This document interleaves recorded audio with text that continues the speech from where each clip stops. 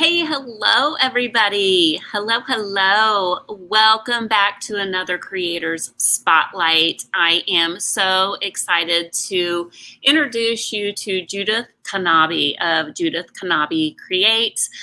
Before we do that, just a really quick introduction. If you're brand new here, my name's Kelly Wiler, and this is Girl Upcycled Studio. The Creators Spotlight is just a really cool place to introduce you to some of the different creators and artists and makers that I have met, and many of them are inside the Creators Club. So this is a great way for you to get to know them on a personal level.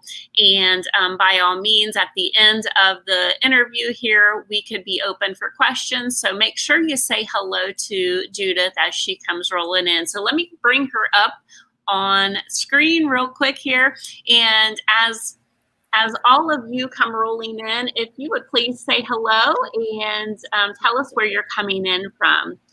Welcome, Judith. Hi, how are you? I'm so good. How are you? I'm good. I'm just happy to be here. Yeah. This is so new for me. I've never done a live talking to someone. I've always had to just, do the conversation by myself. So, and it's just been a few of them. So it's wonderful. It's nice to have interaction. So you're breaking out of your comfort zone then, right? I think so.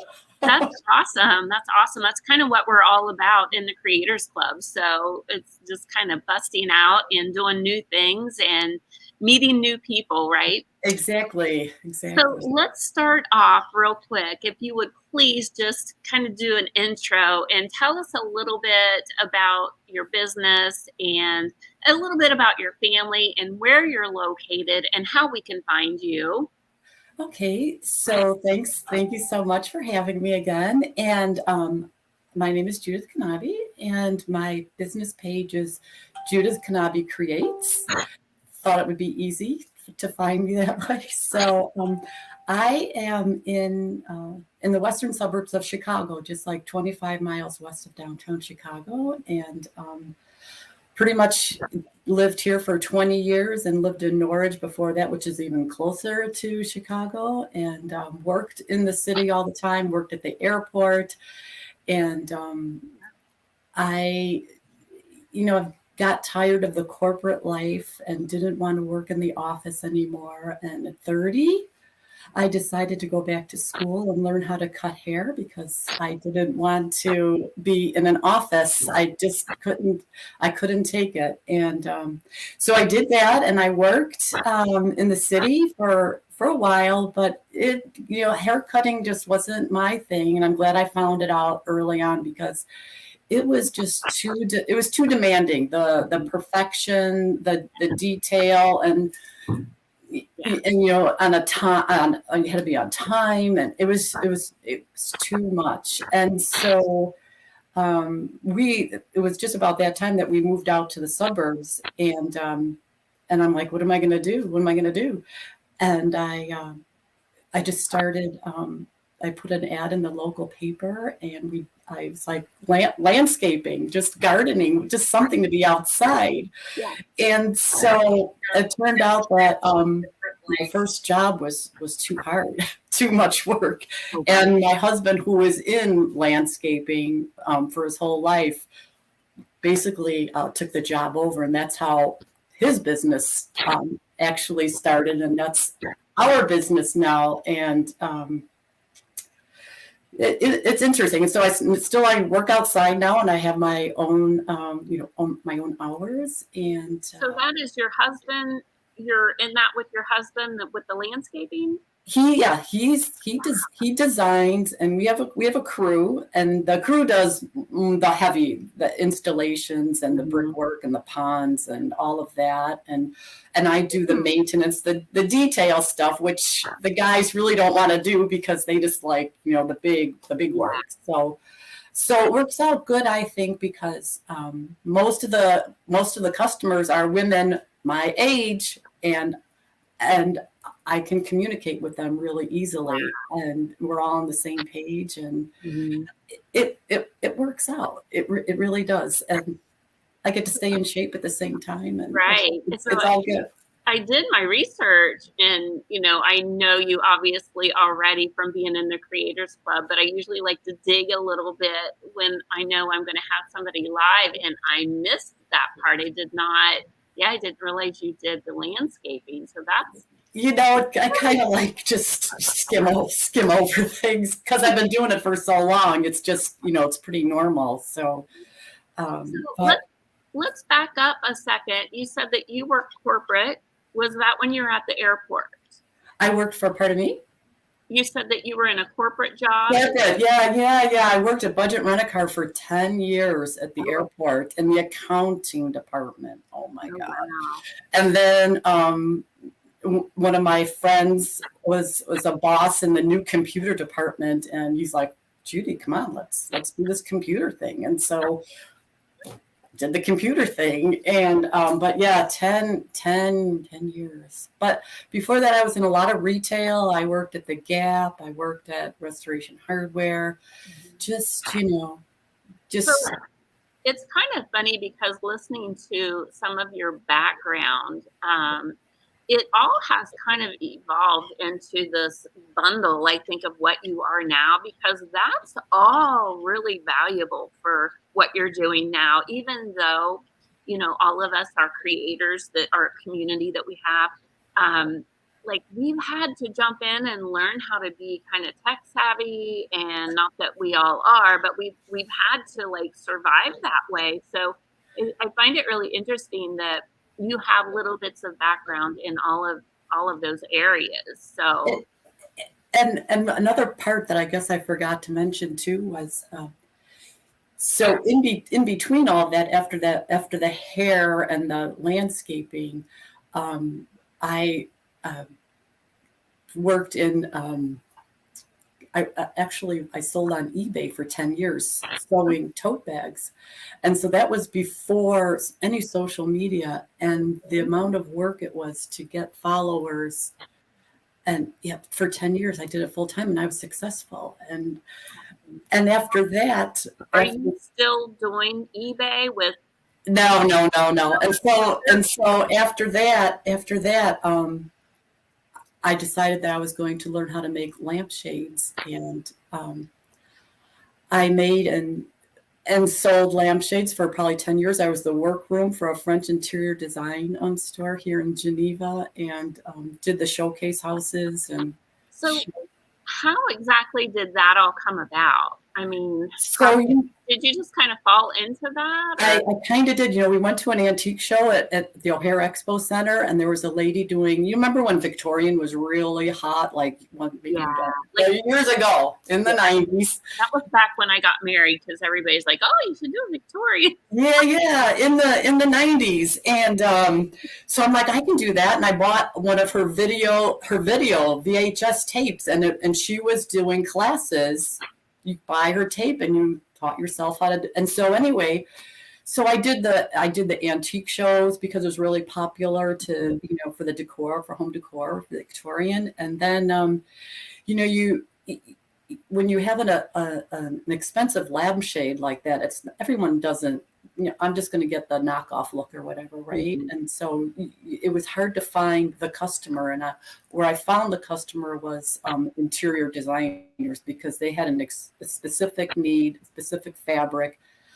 And I fell into, as a newspaper, it was a word of mouth. And I fell into this interior design store out in Geneva, Illinois. And they actually printed their own fabric. And so they had a really captive audience where all the sofas and chairs and everything, and did all kinds of chandeliers and all really detail oriented. And that's where it started getting to me, was the details. Like, you have a lampshade and it lights up and you see every single mistake. When it's off, it's okay, but when it's on, when you're the artist, you see everything. And so I really got tired of being so much on the details. and I switched to making slipcovers too. I worked for Calico Corners, and I was their workroom there, and the details and they're paying. You know how much money they're paying for these things. It's like your work has to be quality, and it's just like. Yeah. But I love all the details, like, and even cake decorating. I did that, and there's so much. And so now with the art, and especially yesterday with that watercolor class, I'm like, oh my gosh, it was just so everything that that we've been doing, and all this art that I've been doing, like the chaos layers, and the carving out, and the watercolors, and it's just so freeing. And it's like, there are no mistakes. It doesn't have to be perfect, and that's why I love it so much. Right. Exactly. So you are at this point in your life now, you are totally just doing all your own creations now, right? You're not, or are you still involved in any of the technical? No, those are all past tense. And so I kind of started my own business. I don't know what I'm doing. But I wanted that shell right there, so that, like, oh yeah, I have a website to post. I can do that link. I have it done. And not that it's like what it is, like a final product but it's a placeholder. It's a beautiful website, and I actually have it up on the screen right now if anybody would like to check that out. But it's a beautiful website. Thank you. I love that you have gone ahead and have got that started.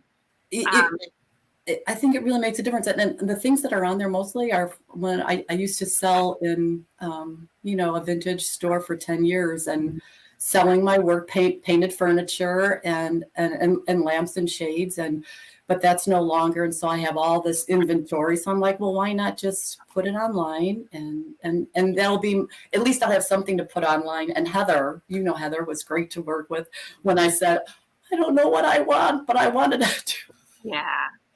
I thought that was a bit of probably not the easiest for her to, like, oh, I don't know what she wants, but I'm going to do something. Yeah. Yeah. She's awesome. Yeah. So tell them, everybody that's watching, what can they find then on your website? Is it kind of like a collection of some of those, like, how would you describe your brand? I think I know where you're going to go with this, but I would say eclectic because I just like what I like, and I don't care. I just like what I like, and that's what I shop for. That's what I'm attracted to, and so that's what's there. And what's on there is because I wasn't quite sure how to handle shipping yet, and so they're all little things that I know that they don't weigh that much, and they can all be shipped like really simply. And I have a flat rate shipping, so it all evens out. I'm losing some money on some shipping and whatever, but and it's easy packing. Like, I don't have to worry about it breaking, and so they're buttons, and it's a lot of little gems and beads that I'm selling. And that was another job that I had too, was working in a button store in the city. And that was like my best job ever, working in this button. We only sold buttons, and you got why was that the best job? All the interior, all the fashion designers, and it just opened your mind up to a whole other, after being away in the corporate world for so long, it was just like, you're like, wow. And it was like, it was Lincoln Park, and it was like really the beginning of the touristy area. And so you got, it's been a great, that's when you had that light bulb moment, it sounds like, of like, wow, I could actually maybe have a creative business. That's probably where the seed finally was planted inside you then. Probably. I mean, I've always been into fashion and marketing, and so but the art, the painting on the canvas, though, I would say came probably just, hate to say it, in COVID though, and you had more opportunities to be online and see more stuff, and I, like I said, I did the furniture, and I was trying to remember, like, when I started with painting, and I remember buying Annie Sloan paint, like 10 or 11 years ago, and I painted my breezeway floor. I bought, like, that paint is like really expensive, and I bought like 5 liters of it to paint my cement concrete floor. And that's how it started, and then just moved to the furniture and the breezeway. And that's awesome, though. That's how a lot of people start. They just kind of like start with a little project, and then they kind of see themselves in a couple years later, like you are, like, and I have my own business and I'm doing all this stuff. So what, at this point in your life, you've gone through all of this past history and experience. If you had a free day, what are you going to be doing? If I had a little peek into the window, I would be down here in the basement painting. I would, and it's just it's just the not knowing of what's going to happen with the paint, and the negative painting and the carving out where you have the chaos background, and then like the intuitive, and I like the not knowing. It's like an adventure, isn't it? I always feel it is. It's like when you're on, or you're hiking in the mountains and you're kind of like coming around the next bend and this view. That's how, like, when I'm in the middle of it, I feel that way. I feel that same way. Like it's an exciting. It's so hard to put into words, I think, but it's a feeling that you have inside when you're going through all of those the techniques and all of the layers and the frustration and the happiness and the fear and then the joy and the not knowing when to stop and stopping at the right place. Exactly. It does. It's like and I feel like the more that you do it, I feel like the more that you kind of get into that ebb and flow, and it's kind of you're listening more to that, especially with the intuitive art, which I personally feel like every painting should be painted intuitively by the person, whether it is like yesterday, we were working on a project and we knew we were doing flowers, but we were still intuitively making decisions with the water, with the salt, with the movement, right? So even though we had a plan, I just feel like it's better for every artist, no matter if you're a beginner or, you've been in it for years, to kind of give that a try. And I think you're hooked on it once you start painting like that. It really is. It really is good for. It really is good for the mind too, because if you kind of look at, like, well, my personality, it's like when I go in, it's like kind of like an addictive thing, but it's a not addiction, it's a passion. So yeah, it's good to have that now. It really I like how you phrased that.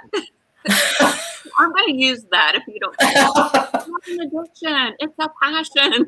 Yeah, it's a good addiction.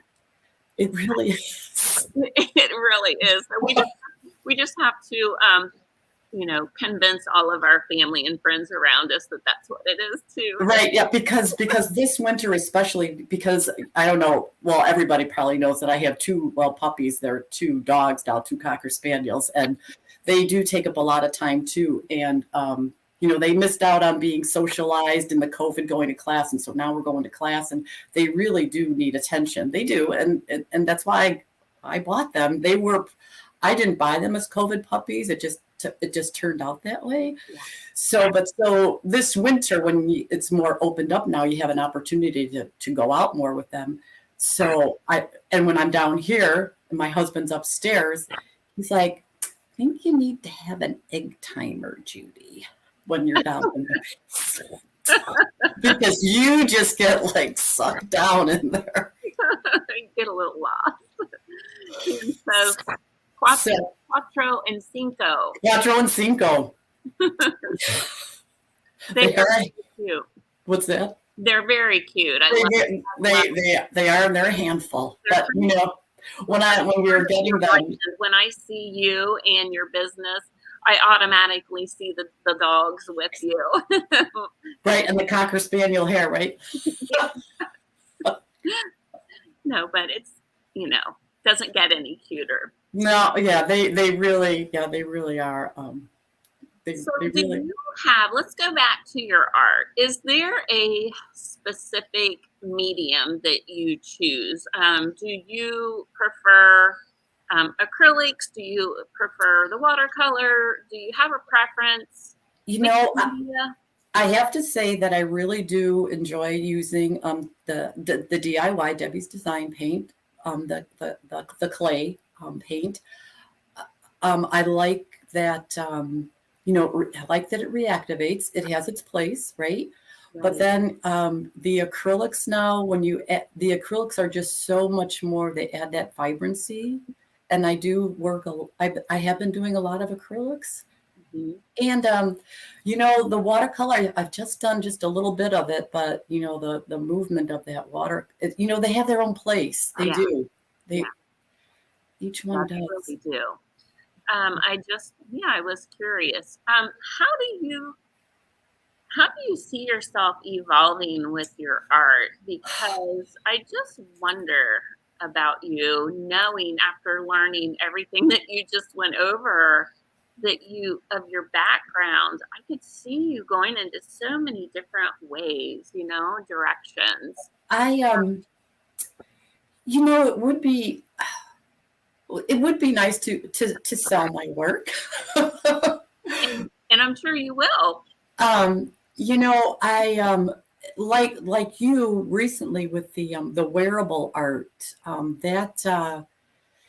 That's very because it's functional, and you know you, it's nice to be able to have it on your walls all the time, but to be able to take it with you and be Yes, and show it off. yes.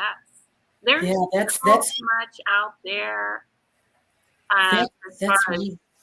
the wearable art, but I Yeah, was thinking too, with your background in interior decorating and the fabric and textile design, gosh, you could do some amazing, textile painting, textile design, text. come up with Yeah, yeah. fabrics, even curtains, pillows, all of it. Yeah, yeah. I mean, right? I know you're And probably like, it's when you're not. I guess when you're not a full-time artist, and your livelihood isn't based on your art, you don't give yourself enough. Um, you don't give yourself enough time or focus to achieve if it is solely your business. Mhm. Does that make sense? Yeah, it does, but I feel like too, when you are not you're not relying on that money to come in, that should really give you some That freedom. that it's kind of a You should, yeah, it's kind of a back and forth. yeah. You really should be just kind of leaning into that, yeah, that freedom, that feeling of playing and experimentation, which I think you are doing a lot Yeah, of. yeah, yeah, yeah. I've seen you're doing a ton of experimenting, which I think is great and is like such a great place to be.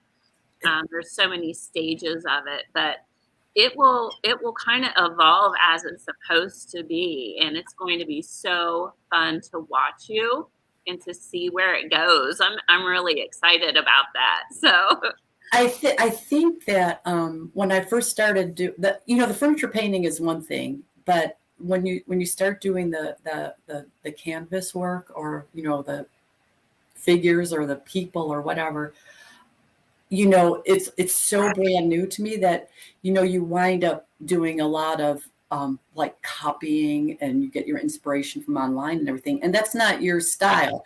And so I'm still finding that part of me. That's not easy. no, It it isn't.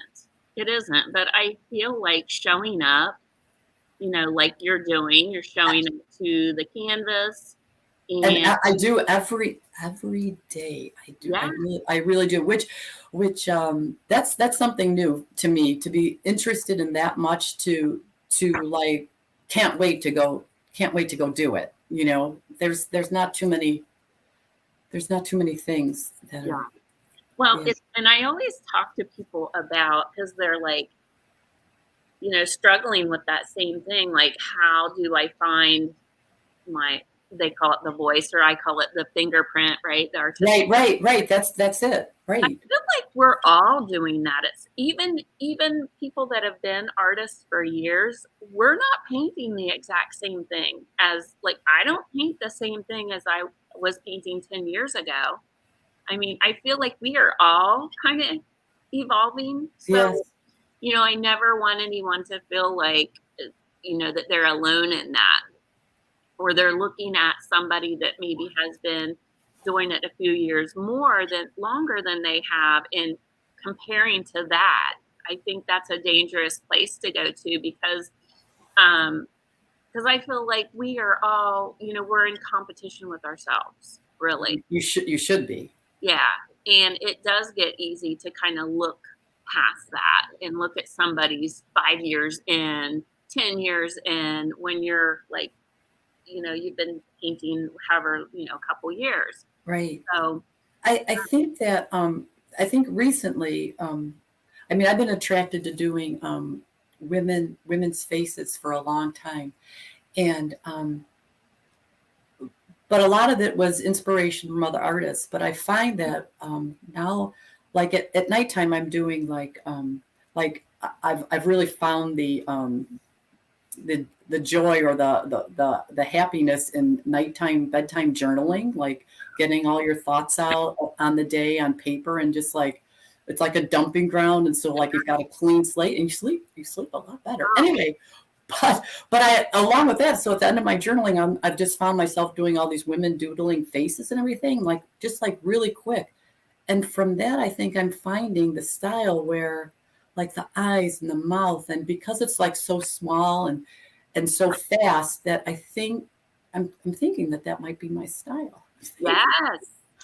Yeah. Yes, girl, exactly. Like the eyes, like I used to be, like the eyes would be just like the eye, you can make them sad or happy with the eyelashes open and closed or whatever.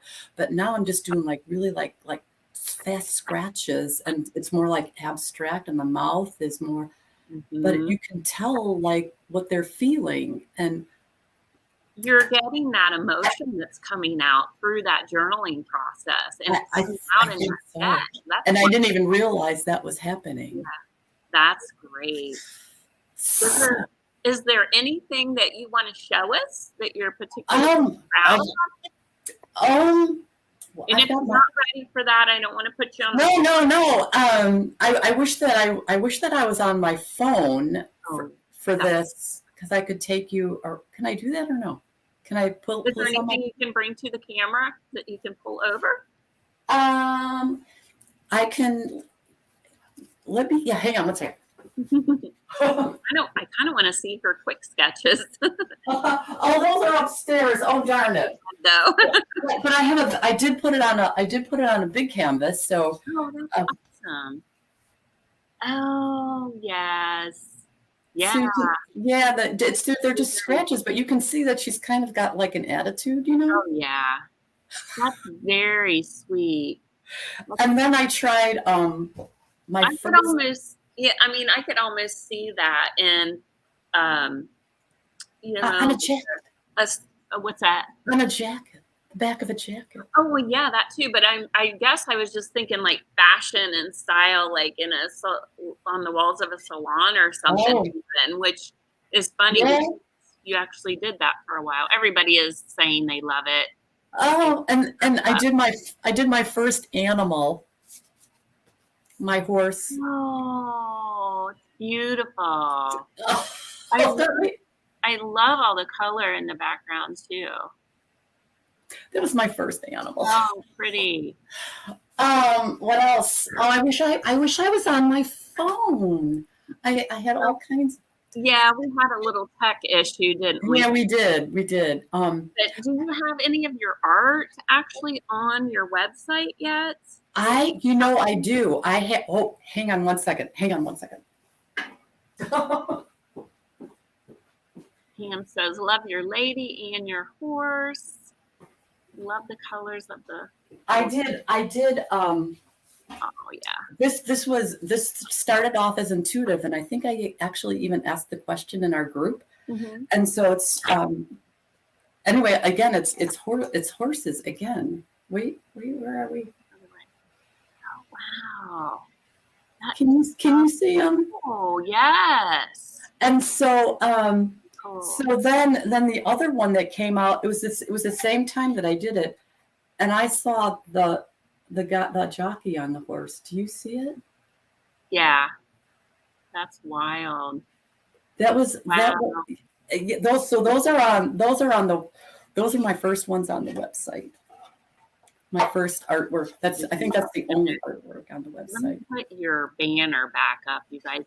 So if any of you are interested in seeing, more of her work, here's her website link. So I want to make sure everybody can see that. And then my husband actually is a ceramist. And so every time I buy some of Christy's things, I'm like, you should be making like stuff like this. Yes. So I always feel bad when I do that.